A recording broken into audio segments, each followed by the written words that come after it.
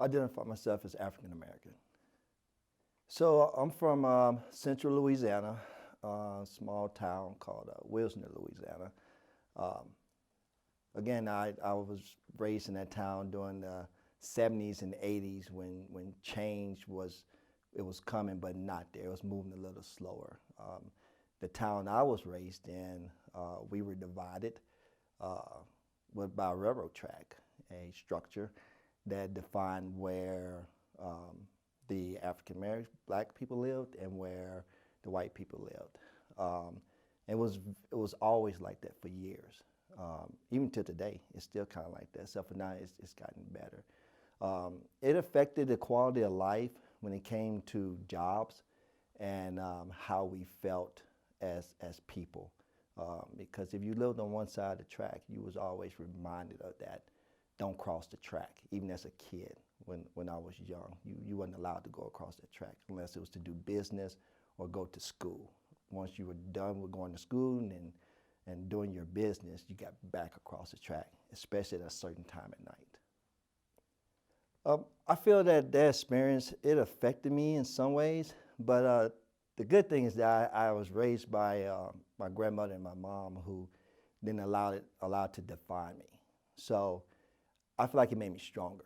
I know that most of the decisions that was being made at that time was by people that refused to be educated on cultural differences and that they were stuck in a time that didn't allow change. But my family didn't allow it to define who I was. If anything, it made me stronger.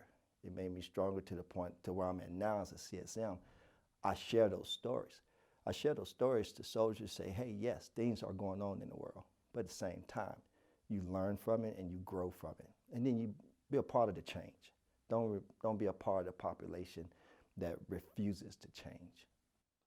I am who I am today, for being fair, impartial, looking beyond somebody's gender or race. Like, I see the person.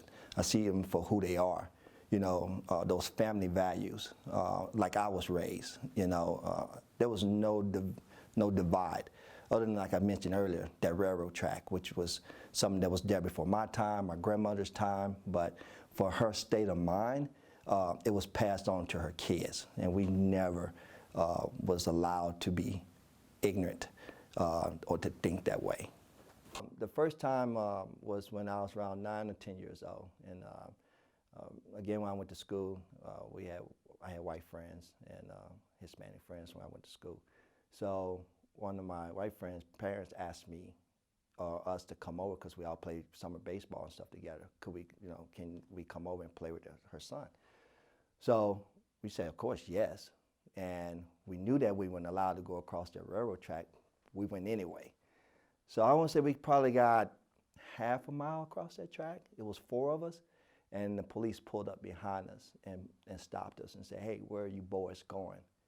You know you crossed the track. Get back across that track. So what did I do? I'm about 9, 10 years old. I'm already in trouble for crossing it. But before I can even get home, that same police officer beat us there and let my parents know that I had crossed that track. So of course I was disciplined, not only by the cops, but by my grandmother at the time, because she was scared of what would have happened to me if he wouldn't have brought us back. You know, we could have came up missing. So that just really put more fear into me that, one, you know, be cautious of the police, and 2, don't never cross that track again without permission. Now take that same story, and you know, I joined the Army in 1996. I come from this environment where certain things wasn't allowed. And I was also told, don't let this define you or who you're going to be as a man. And I get to my first duty station, my first squad leader, again, Caucasian, from Midwest. And in my mind, I'm thinking, okay, I'm going to get a fair chance. So 10 of us in the squad, 2 African Americans, rest were other ethnicities. And but for some reason, I just felt like he was picking on me all the time. I don't know what, just in my head. But again, I'm going back to the same environment where I came from in Louisiana. So during the counseling session, I said, I'm going to talk to him. I'm going to ask him, like, why don't you like me?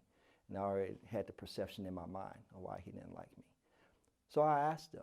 And then at the end of the counseling, I told him, I said, I feel like you didn't like me because of the color of my skin.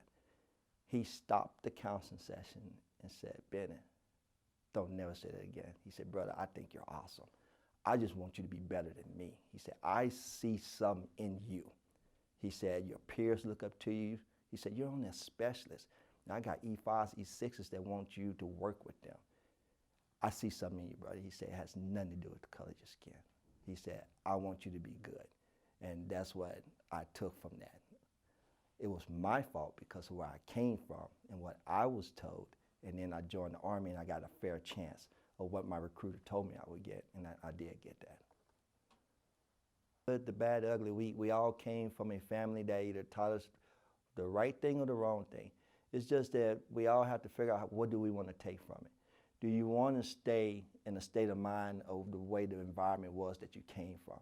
Or do you want to learn from it and move forward and learn about different cultures, the diversities in the world, the future not only for them, but for their kids, their kids. Like there has to be change.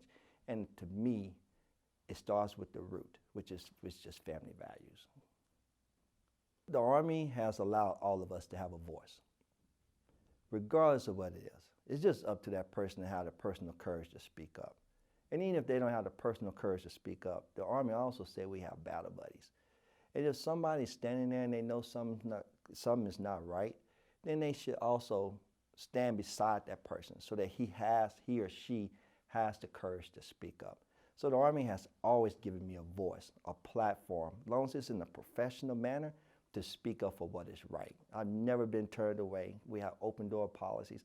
I use open door policies a lot. As long as you can go in and articulate what is going on, and if you need a support team, it's always been there.